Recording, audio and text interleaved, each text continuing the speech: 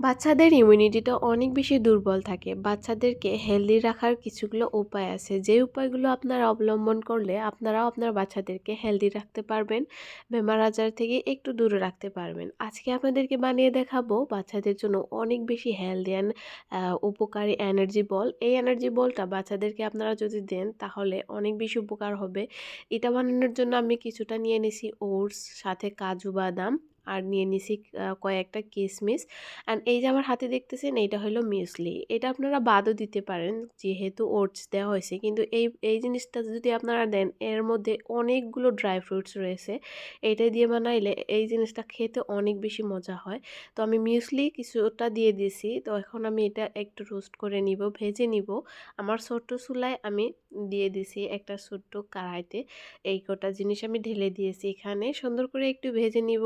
ভেজে নেওয়ার পর আমি গরম পানিতে দিয়ে দিয়েছিলাম কয়েকটা খেজুর। এই যদি আপনি গরম পানিতে খেজুর দেন, খেজুরগুলো কিন্তু একদম সফট হয়ে যায়। ১০ মিনিট ভিজে ভিজে রাখতে হবে। আর যদি আপনার কাছে ১০ মিনিট সময় না থাকে তাহলে আপনি ফটাফট করে গ্যাস অন করে গরম পানির মধ্যে আপনি এই খেজুরটা উবলে নিতে পারেন। তখন আরও অনেক জলদি করে হয়ে যায়। তো তাই আমিও সেটাই করছিলাম। খেজুরগুলো একদম সফট হয়ে গেছে। এখন সব কয়টা ইনগ্রিডিয়েন্টস আমি দিয়ে দিতেছি মিক্সিতে। এটা আমি গ্রাইন্ড করে নিব। সাথে এখন দিয়ে দিব খেজুর। এখানে কিন্তু আমি এক্সিস কোনো ধরনের মিঠা ইউজ করব না, চিনিও দিব না। তো এখানে মিঠা হওয়ার জন্য, সুইটনেস ভাব আসার জন্য কিন্তু খেজুরই অনেক বেশি ভালো একটা কাজ করবে। সাথে কিশমিশ দেওয়া আছে। তো এটা একদম আঠালো হয়ে গেছে। এখন আমি যেই কয়টা বল এখানে হয় আমি এখানে সুন্দর করে বানিয়ে নেব। এটা খেতে কিন্তু অনেক বেশি টেস্টি। ছোট থেকে বড় সবাই অনেক মজা করে এটা খাইতে পারবে।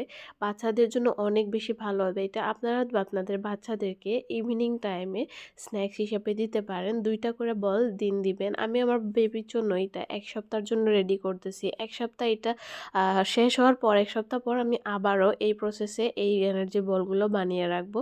এখন আমার বলগুলো হয়ে গেছে। এখন আমি একটু গুঁড়ো দুধের মধ্যে দিয়ে দিতেছি এইটা কোটিং করার জন্য। সুন্দর একটা টেস্ট আসবে আরও। দেখতে অনেক সুন্দর লাগবে। অ্যান্ড এইটা কিন্তু আপনারা ১ সপ্তাহের মতো একটা কন্টেনারে ভরায়ে রাখতে পারেন। ফ্রিজে রাখলেও ভালো, না রাখলেও ভালো। এখন ঠান্ডা তো তার জন্য ফ্রিজে রাখাটা ঠিক হবে না। তো এটা কিন্তু কোটিং করা হয়ে গেছে। এই যে আমার এটা হলো একটা গ্লাসের কন্টেইনার। তো এটার ভিতরে আমি ভরে রাখবো এই বলগুলো। অ্যান্ড আমার বেবিকে আমি ইভিনিং টাইমে এটা খেতে দিব।